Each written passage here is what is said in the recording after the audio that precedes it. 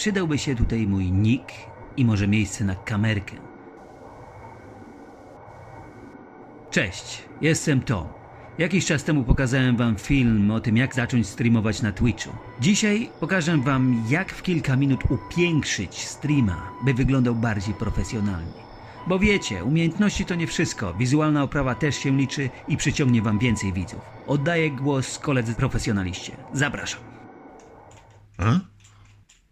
O, witam wszystkich. Żeby nie owijać w bawełnę, przejdę od razu do rzeczy. Jest dużo stron internetowych, które proponują to, co ja wam dzisiaj pokażę, ale ta, którą wybrałem, wydaje mi się najprostsza w użytku, nie potrzeba żadnych dodatkowych programów, jest darmowa i w parę minut zdziałamy cuda. I tak, wchodzimy sobie na stronę WDFlat, na której będziemy mieli darmowo wszystkie niezbędne elementy do naszego streama, albo poszczególne elementy, tutaj mamy wszystko, albo całą paczkę.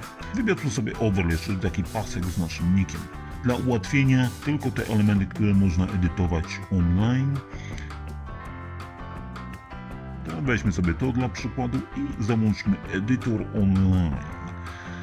Możemy zmienić kolor tego paska, wpisać tekst, wpisujemy naszego nicka, Mantosu, wybieramy czcionkę, kolor tekstu, a także wielkość i położenie.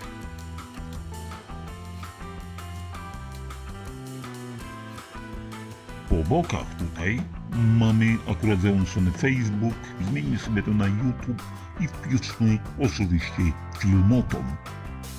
Po drugiej stronie jest Twitter, możemy to zmienić, ale ja zostawię, żeby nie przedłużać. Filmoton wpisujemy, zmieniamy kolor tekstu, żeby się troszeczkę odróżniał od naszego nika na Twitchu. Wpisujemy nazwę pliku i ściągamy. I tak to mniej więcej będzie wyglądało. Teraz zrobimy to samo, tylko że dla facecam, czyli naszej ramki dla kamerki internetowej. Załączymy tylko te, które można edytować online. Wybierzmy sobie to dla przykładu. Załączamy edytor online i zmieniamy, co nam się podoba. Kolor, wpisujemy Mantosu, naszego nika na Twitchu. Zmieniamy sobie tekst, kolor i wielkość i położenie naszego tekstu.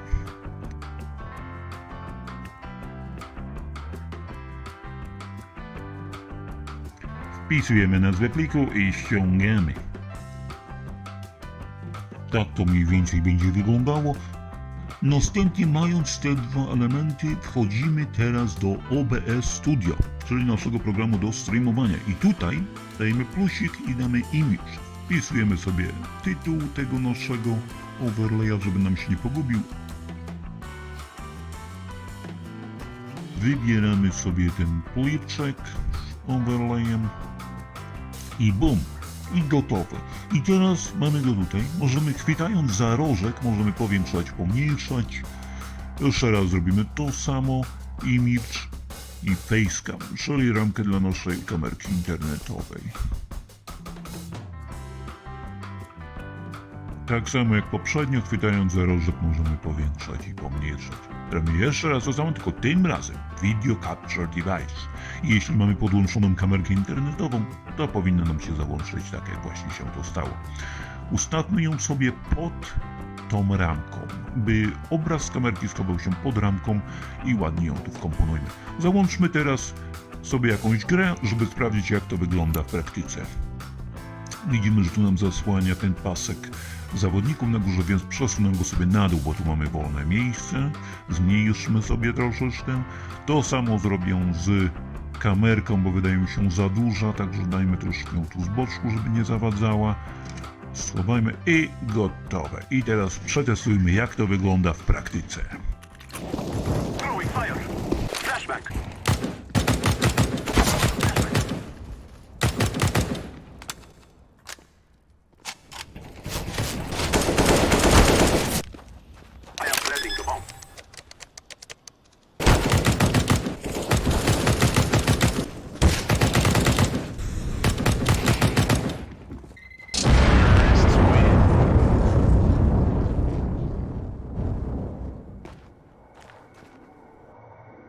Super. Elegancka robota. Masz jeszcze jakiegoś asa w rękawie?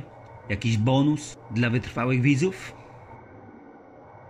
Dobra, no obiad jeszcze nie gotowy, to może jakiś mały, ale bardzo przydatny bonus. Pokażę wam, jak ustawić przerwę, która przyda się, gdy musicie na przykład pójść do kibla. Bardzo ważna sprawa, o której nie muszą wszyscy wiedzieć. Można to zrobić w taki sam sposób, jak pokazywałem wam poprzednio na stronie WDFLAG, ale ja wam pokażę troszeczkę inny sposób. Wchodzimy jeszcze raz do OBS Studio i tu w pierwszym okienku, gdzie mamy sceny, dajemy plusik i dodajemy scenę pod nazwą przerwa. Tutaj dajemy Media Source, ponieważ moje tło będzie plikiem filmowym. Jeśli wasze tło będzie obrazkiem, to po prostu wybieramy image, tak jak poprzednio.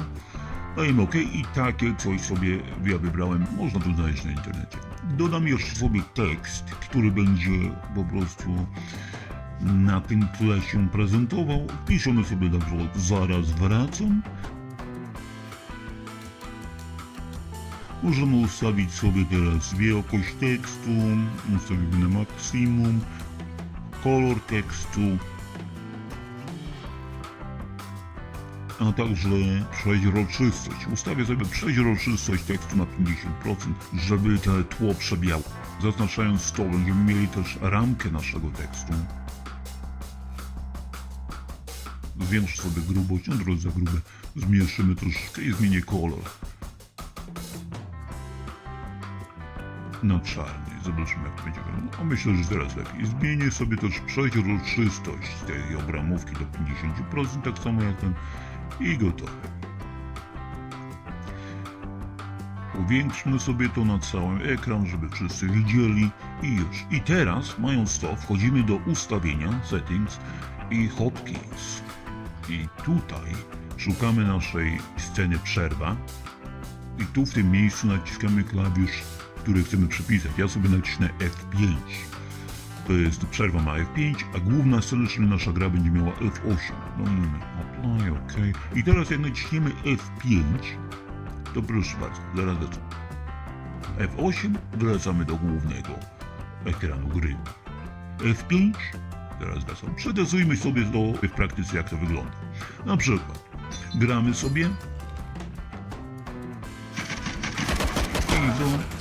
i naciskamy F5 i bum, zaraz wracam. I możemy sobie coś robić.